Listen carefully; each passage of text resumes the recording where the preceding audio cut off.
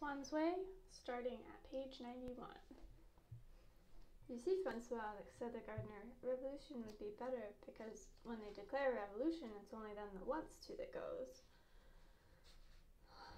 Well now, at least I can understand that. It's more honest.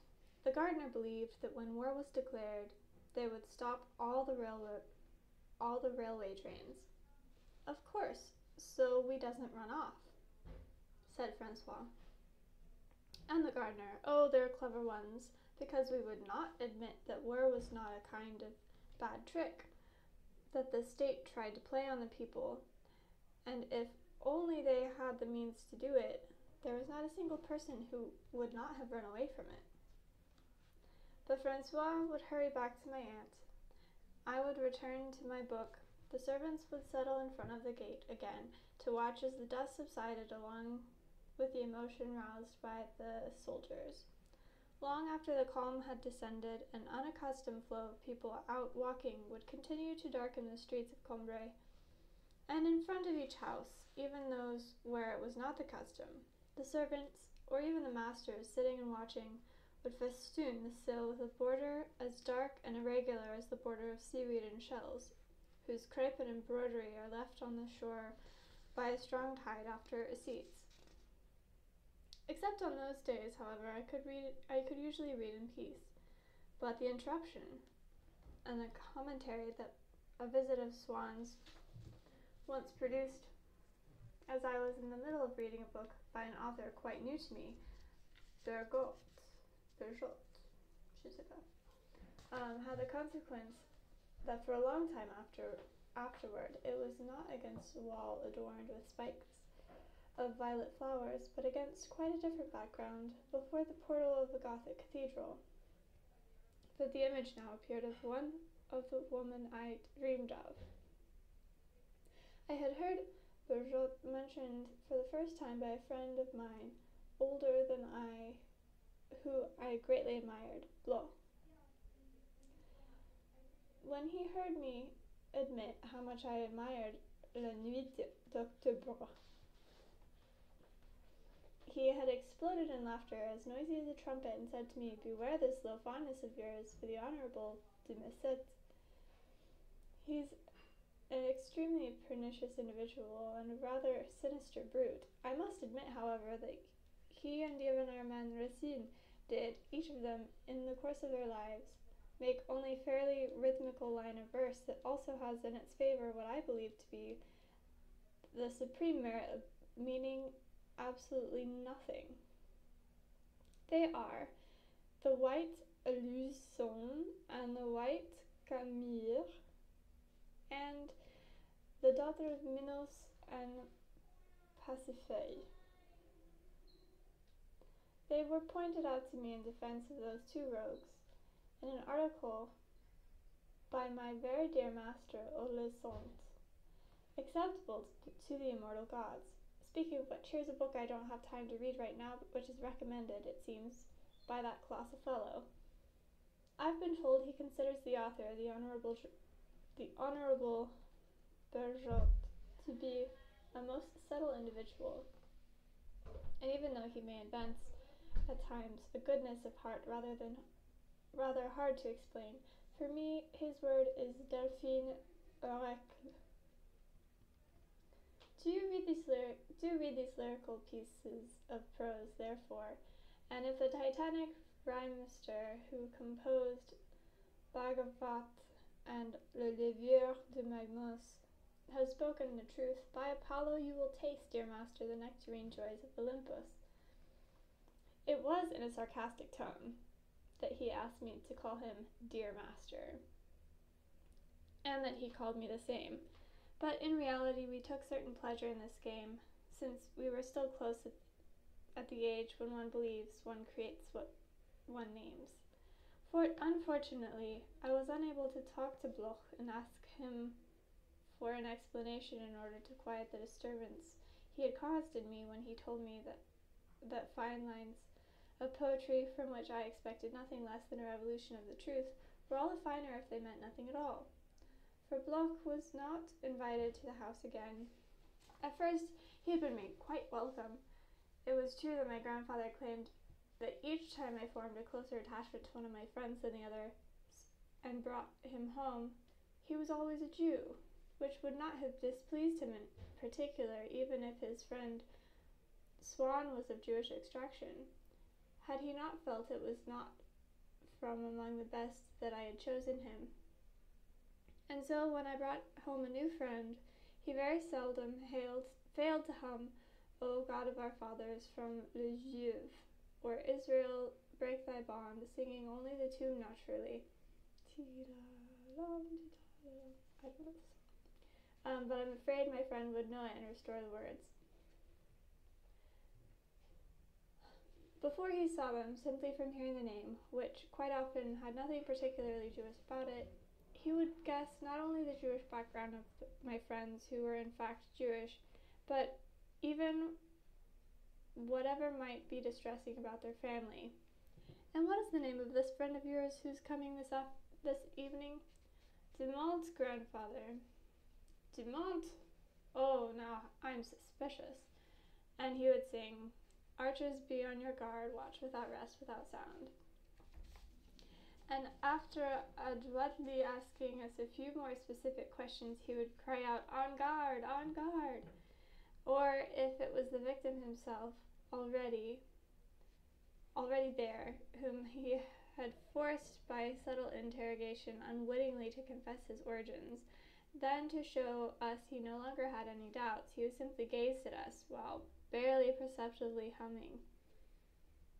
Let you now guide the steps of this timid Israelite, or Father of our fields, sweet valley of Hebron. These little idiosyncrasies of my grandfather's did not imply any feeling of ill will towards my friends, but Bloch had displeased my family for other reasons.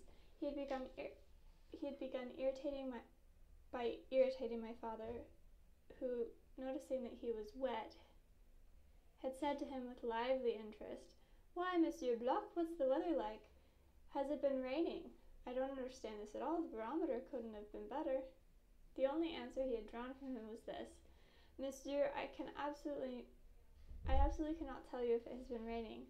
I live so resolutely beyond physical contingencies that my senses do not bother to notify me of them.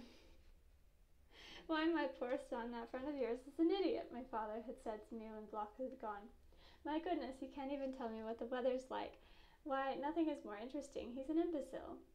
Then Bloch had displeased my grandmother because after lunch, when she had been feeling a little indisposed, he had stifled a sob and wiped away a few tears. How can you tell me he's sinister? She said to me. He doesn't know unless he's out of his mind, of course. And finally, he had annoyed everyone because, having come for lunch an hour and a half late, covered with mud, instead of apologizing, he said, I never allow myself to be influenced by either atmospheric perturbations or the conventional divisions of time. I would happily instate the use of the opium pipe and the Malay kris, but I know nothing of the use of those infinitely more pernicious and also insipidly bourgeois implements, the watch and the umbrella. He would have returned to Combray despite all this. He was not, of course, the friend my parents would have wanted for me. In the end, they believed that the tears he shed over my grandmother's indisposition were not feigned, but they knew, either instinctively or from experience, that our impulsive emotions have little influence over the course of our actions or the conduct of our lives, and that regard for moral obligation, loyalty to friends, the completion of a piece of work, obedience to a rule of life, have a surer foundation in blind habits than those in momentary transports, ardent and sterile. They would have preferred for me, over Bloch, companions who would have given me no more than is suitable to give one's friend, according to the law of the bourgeois morality, who would not unexpectedly send me a basket of fruits because they had been thinking of me with affection that day, but who, being incapable of tipping in my favor the correct balance of the obligations and claims of friendship by a simple impulse of their imagination and sensibility, would also so not tamper with it to my detriment. Even our offences will not easily divert from their duty towards us, those natures of which the model was my great aunt, who, estranged for years from a niece to whom she never spoke, did not for this reason change the will in which she left that niece her entire fortune, because she was her closest relative, and it was proper. But I liked Bloch. My parents wanted to make me happy. The insoluble problems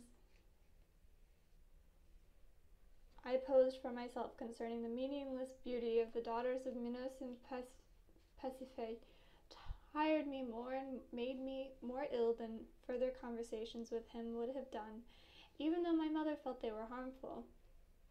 And he would still have been received at Combray if, after that dinner, having just informed me news that later had a great deal of influence on my life, and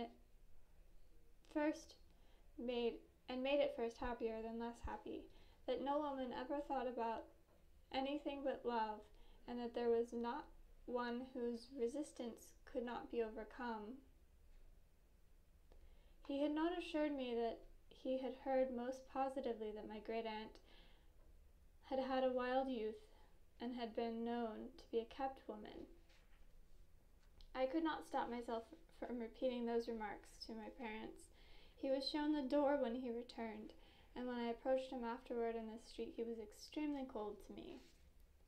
But on the news of Berjotte, what he said was true.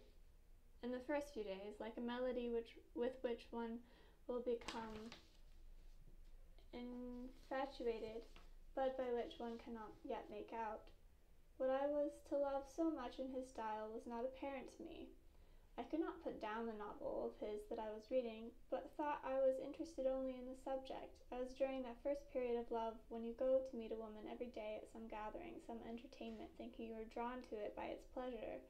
Then I noticed the rare, almost archaic expressions he liked to use at certain moments, when a hidden wave of harmony and inner prelude would heighten his style, and it was also at these moments that he would speak of the vain dream of life, the inexhaustible torrent of beautiful appearance, the sterile and delicious torment of understanding and loving, the moving effigies that forever ennoble the venerable and charming facades of our cathedrals, that he expressed an entire philosophy new to me, through marvelous images which seemed themselves to have awakened this harp song, which then arose, and to whose accompaniment they gave a sublime quality.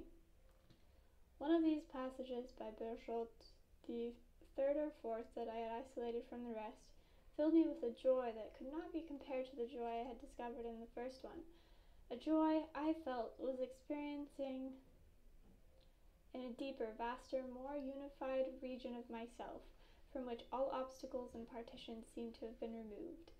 What had happened was that, recognizing the same preference for rare expressions, the same musical effusion, the same idealistic philosophy that had already, the other times, without my realizing it, been the source of my pleasure, I no longer had the impression I was in the presence of a particular passage from a certain book of Berjotte, tracing on the surface of my mind a purely linear figure, but rather the ideal passage by Berjotte, common to all his books, to which all the analogous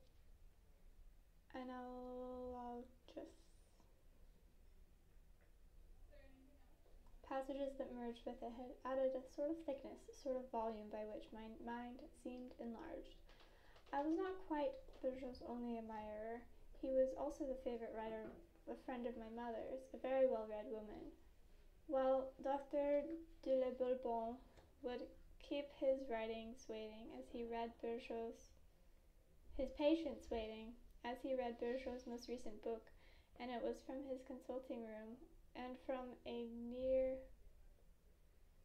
park near Combray that some of the first seeds of that predilection for Berjotte took flight. A rare species then, now universally widespread, so that all through Europe, all through America, even in the smallest village, one can find its ideal and common flower. What my mother's friend and I, it seems, Dr. de Bourbon liked above all in Bourgeois' books, as I did, was that melodic flow, those old-fashioned expressions, a few others which were very simple and familiar, but which enjoyed to judge from the places in which he focused attention on them, a particular preference on his part. Lastly, in the sad passages, a certain brusqueness, a tone that was almost harsh, and no doubt he himself must have felt that these were his greatest charms. For in the books that followed, if he had found out some great truth, or the name of a famous cathedral, he would interpret his narrative, and in an invocation, an apostrophe, a long prayer, he would give vent to those exultations, in which his early works remained interior to his prose, revealed only by the undulations of its surface, even sweeter perhaps, more harmonious, when they were thus veiled, and one could not have pointed out precisely where their murmur rose, where it died. These passages in which he took such pleasure were our favorite passages. I myself knew them by heart. I was disappointed when he resumed the thread of his narrative, each time he talked about something whose beauty had until then been hidden from me, about pine forests, about hail, about Notre Dame Cathedral, about Atelier, or Vidre. With one image he would make that beauty explode into me. And so, realizing how many parts of the universe there were in my feeble perception, could not be made able to distinguish if he did not convey them to me, I wanted to possess an opinion of his, a metaphor of his, for everything in the world, especially those things that I would have an opportunity to see for myself, and of the latter, particularly some of the historic buildings of France, certain seascapes, because the instance with which he mentioned them in the book proved that he considered them rich in meaning and beautiful. Unfortunately, concerning almost everything in the world, I did not know what his opinion was.